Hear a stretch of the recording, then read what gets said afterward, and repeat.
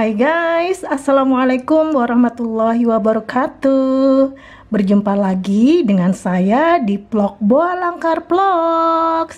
Kali ini guys, agak berbeda nih untuk vlog kali ini. Saya ingin membuat atau memperkenalkan satu cerita mitos dari masyarakat pesisir mengenai ritual laut. Nah, kan sudah tahu guys ya, kalau mitos-mitos di Indonesia itu relatif banyak dan biasanya di balik mitos itu ada hikmahnya yang ingin disampaikan. Nah, salah satunya mitos yang ingin saya bagi bersama guys semuanya. Nah, mitos menjadi bagian yang tidak dapat dipisahkan dari perjalanan sejarah karena sebuah cerita akan mempengaruhi kehidupan masyarakat. Nah, sebuah cerita yang selalu dibawakan oleh masyarakat pesisir ketika akan melakukan ritual di laut menempatkan Buduk Basu sebagai tokoh utama dalam pertunjukan wayang yang merupakan bagian dari ruatan menangkal bahaya. Siapakah Buduk Basu? Nah, saya mau cerita nih guys. Cerita tokoh Buduk Basu di masyarakat nelayan merupakan cerita yang disampaikan turun-temurun secara lisan sehingga akhirnya menjadi mitos di masyarakat. Nah, karena penyampaian cerita tersebut lebih banyak dilakukan secara lisan, maka muncullah berbagai versi mengenai tokoh Buduk Basu. Setiap masyarakat pesisir akan menggambarkan Buduk Basu dalam wujud yang berbeda-beda.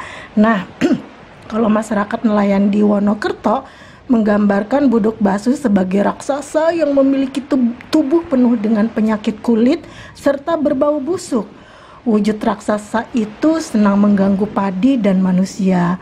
Nah, mengetahui hal tersebut, Batara Guru memburu raksasa itu dan membunuhnya. Setelah dibunuh oleh Batara Guru, potongan tubuhnya berhamburan ke laut dan berubah menjadi ikan-ikan.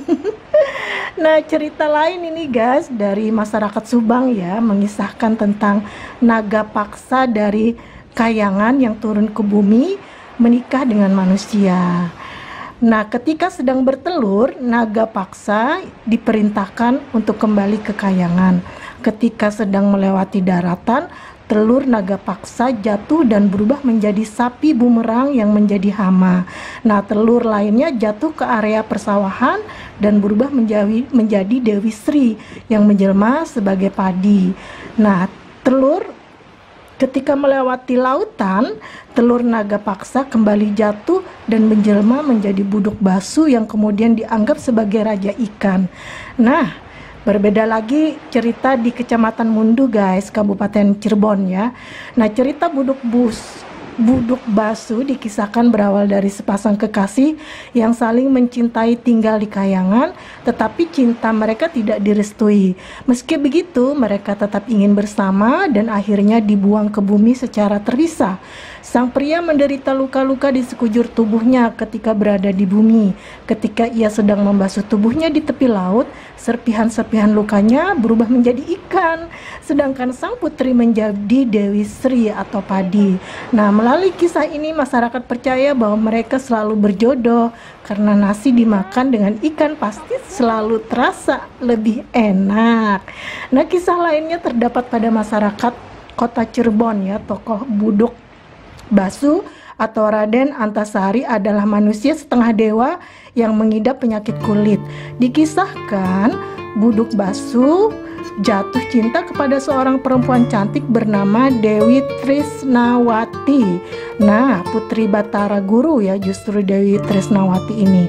Setelah dinikahkan, Dewi Trisnawati tidak ingin mendekati suaminya itu karena merasa jijik. Hingga akhirnya Dewi Trisnawati memilih untuk melarikan diri. Mengetahui hal itu, Buduk Basu mengejar kemanapun Dewi Trisnawati. Nah, karena tidak tahan, Dewi Trisna meminta perlindungan kepada Batara Guru dari kejaran Buduk Basu. Merasa dihalangi, Buduk Basu kemudian menyerang Batara Guru, tetapi dewa-dewa lain turun untuk menghalangi niatan Buduk Basu. Mereka adalah Dewi Indra, Dewi Bayu, Dewi Brahma, Batara Gangga, dan Betari Ginggi. Para dewa ternyata tidak mampu menaklukkan Buduk Basu. Akhirnya Dewi Tresnawati meminta perlindungan dari Batara Narada yang merupakan sesepuh para dewa. Akan tetapi Batara Narada menganggap sikap Buduk Basu adalah hal yang normal, sehingga ragu-ragu untuk menghukumnya. Melihat hal itu, Dewi Tresnawati merasa putus asa dan memilih untuk bunuh diri. Nah, Buduk Basu mendengar kematian Dewi Tresnawati, maka ia pun menusukkan cis penetap jagat atau senjata Batara Guru pada dirinya sendiri dan ikut mengakhiri hidupnya. Nah guys, itu beberapa cerita mitos ya terkait dengan mitos masyarakat pesisir mengenai ritual laut. Oke guys, mudah-mudahan seneng dengan cerita mitos ini, biar menambah pengetahuan aja ya di vlog kali ini. Oke, sampai ketemu di vlog berikutnya. See you later, see you tomorrow. Assalamualaikum warahmatullahi wabarakatuh. Bye.